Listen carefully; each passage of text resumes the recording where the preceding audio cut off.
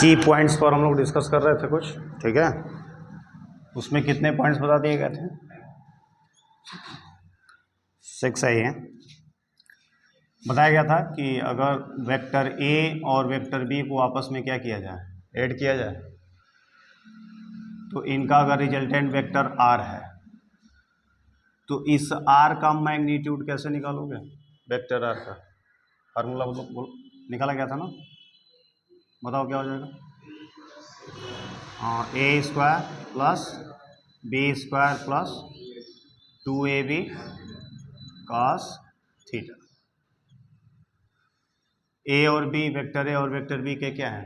Magnitude है। और theta जो है, थीटा क्या चीज़ है? Vector A between vector B के बीच का क्या है? एंगल, ठीक है। इफ अगर फाई वेक्टर ए और वेक्टर आर के बीच का एंगल हो तो tan फाई का फार्मूला बताया गया था। हाँ, क्या हो जाएगा? B sine theta A B cos theta, ठीक है। Next, vector A minus vector B का अगर रिजल्टेंट वेक्टर आर हो, ठीक है। Vector A minus vector B का रिजल्टेंट क्या हो? वेक्टर आर हो, और थीटा एंगल जो हो वो आपका vector A between vector B के बीच का हो, तो इसका रिजल्टेंट क्या होगा? देखो, थोड़ा सा याद करो, ये वेक्टर ए है और मान लो ये वेक्टर बी है, इसके बीच का एंगल क्या है? थीटा, ठीक है। तो ये vector A plus vector B अगर निकालना हो तो इसका हम क्या कर लेंगे? पैरेललोग्राम बना लेंगे, और ये आपका क्या हो जाएगा? रिजल्टेंट वेक्टर हो जाएगा नहीं? लेकिन अगर हमको ये रिजल्टेंट वेक्टर किसका है? वेक्टर ए का है और किसका? वेक्टर बी का, vector A plus vector B का। ये वेक्टर ए है और ये वेक्टर बी है, हमको रिजल्टेंट निकालना है किसका? Vector A minus vector B का। तो वेक्टर ये हो जाएगा आपका माइनस वेक्टर बी, नहीं हो जाएगा? इसको अब इसको ऐड कर लो। इसके लिए आपको क्या करना पड़ेगा? वेक्टर ए और माइनस वेक्टर बी के को लेकर एक पैरेललोग्राम बना लो, और उसका डायगोनल क्या होगा? वेक्टर आर होगा। ये क्या है? Vector A minus vector B. अगर इनके बीच का एंगल क्या है? थीटा है, तो वेक्टर ए और माइनस वेक्टर बी के बीच का एंगल क्या हो जाएगा? 180 माइनस थीटा, ठीक है। तो अब हम समझते हैं कि वेक्टर ए और माइनस वेक्टर बी को क्या करना है? ऐड करना है। तो उसका जो रिजल्टेंट आएगा वो क्या आएगा? A square plus B square, इसका मैग्नीट्यूड है ना, वो क्या है? मैग्नीट्यूड है, प्लस 2ab कास, नहीं, किसको किसको ऐड कर रहे हैं? 180 माइनस थीटा, ठीक है। या इसी को आप क्या लिख सकते हो? Vector A plus vector B minus 2ab cos theta.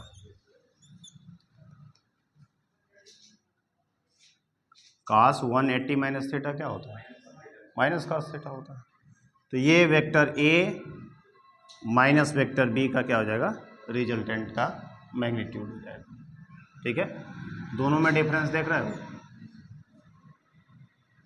Vector A plus vector B का रिजल्टेंट वेक्टर आर है, तो उसका मैग्नीट्यूड निकलेगा under root A square plus B square plus 2ab cos theta. अगर उसके सब्ट्रैक्शन का मैग्नीट्यूड निकालना चाहते हो तो क्या कर देना है, अरे सॉरी क्या लिख रहे हैं, ये ए स्क्वायर है, ये बी स्क्वायर, ठीक है, A square plus B square minus 2ab cos theta. बोलो क्लियर हुआ। अच्छा, अगर रिजल्टेंट वेक्टर का वेक्टर ए के साथ, रिजल्टेंट वेक्टर का वेक्टर ए के साथ फाई एंगल बन रहा हो, कौन सा एंगल बन रहा हो, फाई एंगल, तो टेन फाई बराबर क्या हो जाएगा बता दो,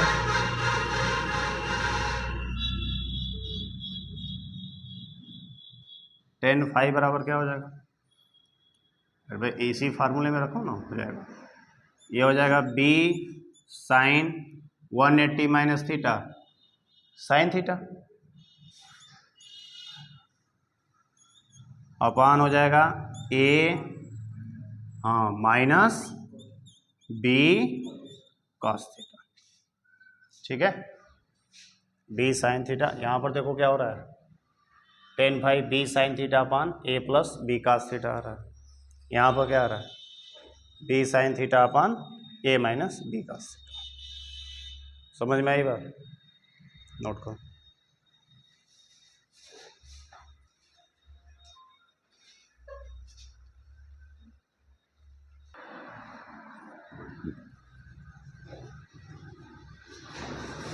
अब आइए,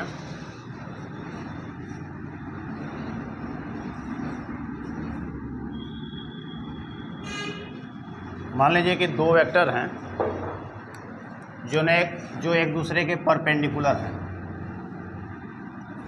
वेक्टर ए और वेक्टर बी एक दूसरे के क्या हैं, परपेंडिकुलर, मतलब ऐसे हैं, ये वेक्टर ए हो गया और ये क्या हो गया, वेक्टर बी, यानी यहाँ पर थीटा की वैल्यू कितनी है, 90 डिग्री। इस कंडीशन में vector A plus vector B का जो मैग्नीट्यूड आएगा वह vector A minus vector B के मैग्नीट्यूड के बराबर होगा। बात समझ में आया।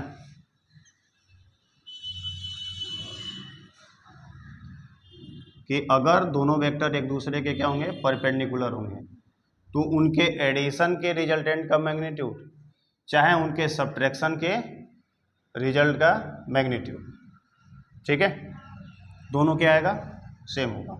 इसको आप फार्मूले से भी समझ सकते हो कि अगर हमको vector A plus vector B का मैग्नीट्यूड निकालना है तो अभी अभी बताया गया रिजल्टेंट का मैग्नीट्यूड कैसे निकालते हैं, A square plus B square plus 2ab और कास थीटा की जगह पर क्या हो जाएगा, 90 डिग्री। कास 90 डिग्री की वैल्यू क्या होती है, 0 होती है, तो ये वैल्यू क्या हो जाएगी, ये आ गया आपका under root A square plus B square. ऐसे ही vector A minus vector B का अगर आपको कह दे कि रिजल्टेंट का मैग्नीट्यूड निकालिए तो फार्मूला क्या होगा, A square plus B square minus 2ab cos 90 और कास 90 की वैल्यू 0, तो फिर ये 0 क्या बच गया, under root A square plus B square, दोनों का मैग्नीट्यूड सेम आ रहा है कि नहीं आ रहा, तो ये मैग्नीट्यूड किसके बराबर आ जाएगा, दोनों का under root A square plus B square. Clear हुई बात। अच्छा, एक और हम लोगों ने पढ़ा था कि रिजल्टेंट का मैक्सिमम मैग्नीट्यूड कब आएगा, ए प्लस बी के बराबर, व्हेन थीटा इक्वल टू क्या होगा, 0 डिग्री, तो थीटा का मान 0 रख दो तो 1 आएगा, A square plus B square plus 2ab क्या हो जाएगा, ए प्लस बी का होल स्क्वायर हो जाएगा, तो आ गया क्या, A plus B. Minimum magnitude कब आएगा, ए माइनस बी के बराबर होगा, और ये कब होगा, हाँ, जब थीटा का मान क्या हो 180 डिग्री। ठीक है, यानी अगर दो वेक्टर सेम डायरेक्शन में होंगे तो उनका मैग्नीट्यूड क्या होगा, सेम हो, सॉरी मैक्सिमम होगा। अगर दो वेक्टर क्या हो, एक ही डायरेक्शन में हो, सेम डायरेक्शन में, तो उनका मैग्नीट्यूड क्या आएगा, मैक्सिमम आएगा। और अगर दो वेक्टर एक दूसरे के ठीक अपोजिट डायरेक्शन में हो, एक इस डायरेक्शन में है तो दूसरा इस डायरेक्शन में, तो उनका मैग्नीट्यूड क्या आएगा, मिनिमम होगा। ठीक है, maximum magnitude a plus B के बराबर आएगा, minimum magnitude a minus B के बराबर है। ये कुछ अब तक जो पढ़े थे उसके कुछ की पॉइंट्स थे। ठीक है,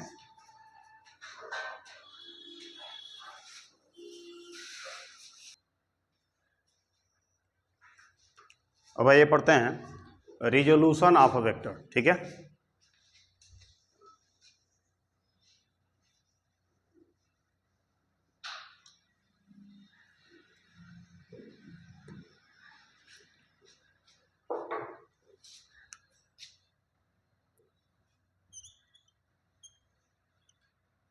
रिजोल्यूशन ऑफ अ वेक्टर।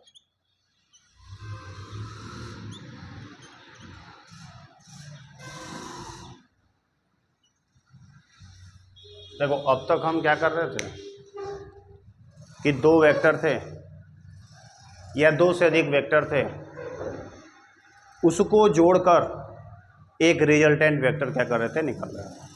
ठीक है, ठीक उसका उल्टा प्रोसेस, एक वेक्टर है और उसको हम कई ऐसे वेक्टर में क्या कर सकें, तोड़ सकें, जिनको जोड़ने पर फिर वो रिजल्टेंट वेक्टर मिल जाए, तो इसी को हम क्या बोलेंगे, रिजोल्यूशन ऑफ अ वेक्टर। बात समझ में आई?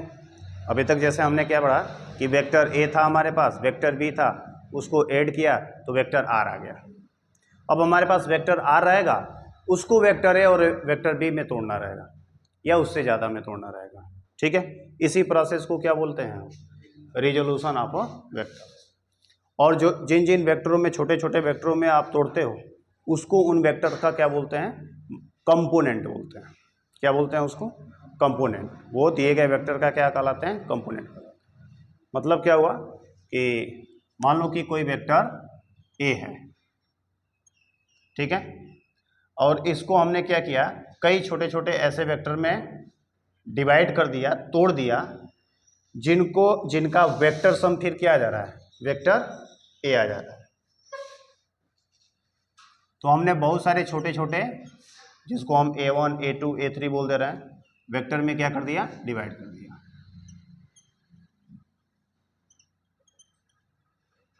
मान लो n वेक्टर में क्या कर दिया, डिवाइड कर दिया।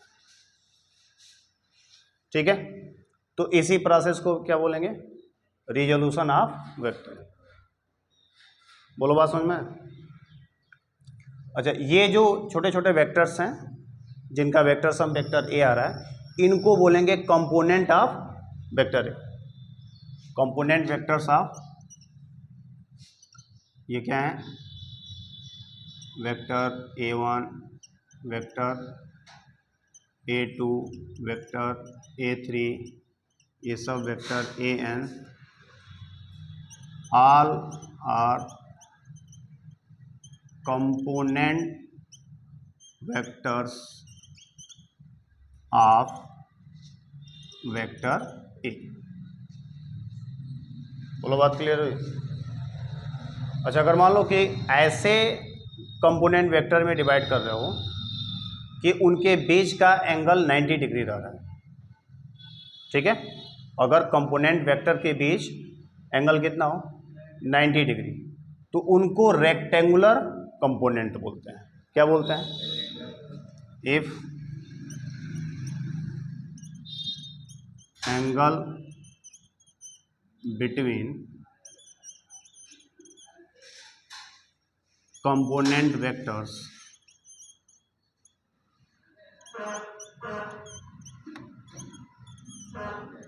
will be 90 degree, then the component vectors are called rectangular component.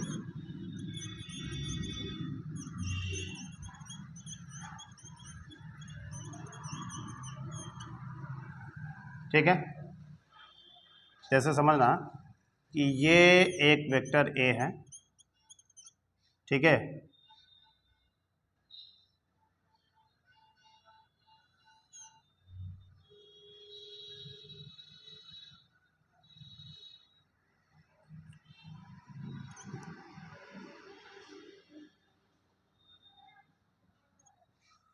ये दो वेक्टर है, ऐसा समझो, ये वेक्टर a1 है और ये वेक्टर a2, ठीक है। अगर हम कहें कि इनको जोड़ोगे तो कौन सा वेक्टर मिलेगा? वेक्टर ए, ठीक है। यानी हम वेक्टर ए को क्या लिख सकते हैं यहाँ पर? Vector a1 plus vector a2 लिख सकते हैं। तो यही हो गया वेक्टर ए का रिजोल्यूशन। अच्छा, ये दोनों वेक्टर के बीच का एंगल कितना है? 90 डिग्री। तो ये दोनों कंपोनेंट जो है वेक्टर के, वेक्टर ए के, कैसे कंपोनेंट है? Rectangular component. बात समझ में आया? हमको सीखना है रेक्टेंगुलर कंपोनेंट में ही तोड़ना। क्या सीखना है? कि कैसे किसी वेक्टर का रेक्टेंगुलर कंपोनेंट हम प्राप्त कर सकते हैं। बोलो, बात समझ में आया? पहले हम 2D में सीखेंगे, फिर 3D में सीखेंगे। इतना नोट करो।